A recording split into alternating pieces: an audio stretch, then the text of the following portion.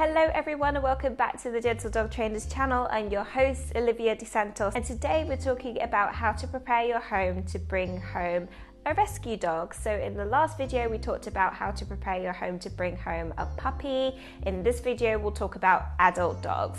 Slightly different rules here, so we'll dive straight into the topic, but before we begin I do encourage you to subscribe to this channel. If you want to raise happy, healthy and well-behaved dogs, then this is the place to be. We publish videos all about dog gear, dog training, dog nutrition and a lot of great videos for first-time owners. So click that little notification bell so that you never miss an upload, and let's dive into the topic. So first let's talk about the gear that you're going to need before you bring home a dog. It's very similar to the list that you'll need for a puppy, but there are a few nuances. So let's dive into that checklist.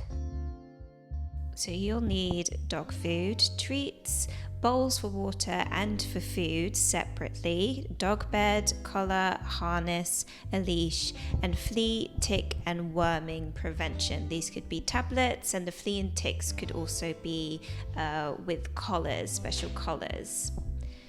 You'll also need a crate. You might want to get baby gates, although this is optional. You need a transporter for your dog.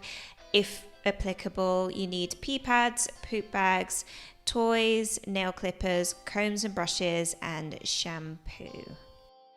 The second part of preparing your home to bring home a rescue dog is preparing your life. So this means that everyone in the family should know their role when it comes to looking after the rescue dog. They should all have met the rescue dog at least once. All family members should meet the dog at least once. This also includes any housemates that's going to live with the dog or anyone that's going to have a lot of interactions with this dog. They need to know what the character is like and what they can expect from this new bundle. A key part of preparing for a rescue dog in particular is that you really do your homework on not only the breed. If it's a mixed breed, then do your best, and really interview the carers of the dog to really understand what the habits of the dog has been so far.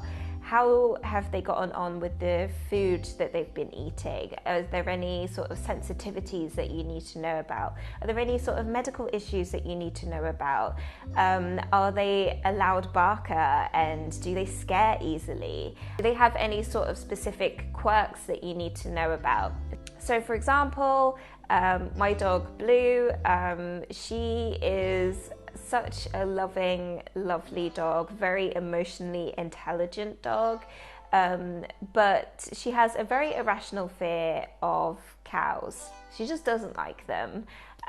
She loves goats, she loves sheep, she loves other dogs, she loves babies, she loves old people, she loves birds and cats and all sorts of things. She really enjoys other animals and life in general, but really doesn't like cows, hates cows. She will walk straight up to a horse, but she will be scared of a cow. So sometimes the carers will know this about the dog, and you can kind of adapt your life accordingly to any sort of irrational kind of fears or tics or quirks that they might have. You also need to make sure that you've found a great veterinary team. If you need a dog sitter or a dog walker, that you also have those contacts already locked down. It's really important that your support team, so to speak, is in place before you bring home your dog. With rescue dogs, you also usually have quite a lot of support from the rescue shelter, so make sure that you know exactly what support you are getting from them. If you can reach out to them within the first couple of weeks or first month or first couple of months, if there are any issues between you and the rescue dog really getting along and settling in, find out exactly what they are willing to help you with and what you can call on them to assist you with if you need it. The final part of this video is going to be about preparing your home specifically. So do you need to dog proof your home the same way that you would need to puppy proof your home, as I mentioned in the previous video? Yes and no. So for example, adult dogs are not nearly as interested in eating your houseplants as a puppy would be. A puppy likes to put lots of things in their mouths. Adult dogs are generally more wise to these types of things. You might still want to move your slippers and your shoes until you know that your dog doesn't do any destructive chewing.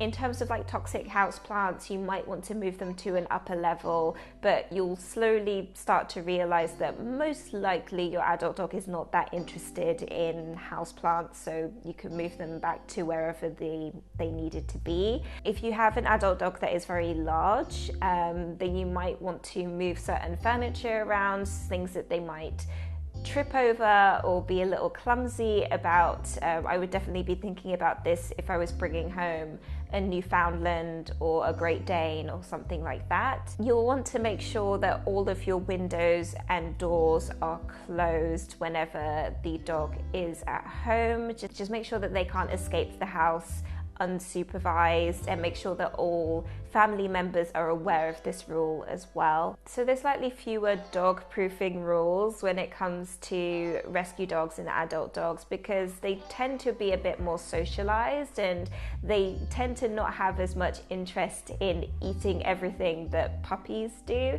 But if you are bringing home a young dog or a puppy and you want to know exactly how to properly puppy proof your home, then do check out this video here. I've been Olivia De Santos for the Gentle Dog Trainers channel, and if you liked this, give it a like, subscribe, and I will see you in the next one. Take care. Bye bye.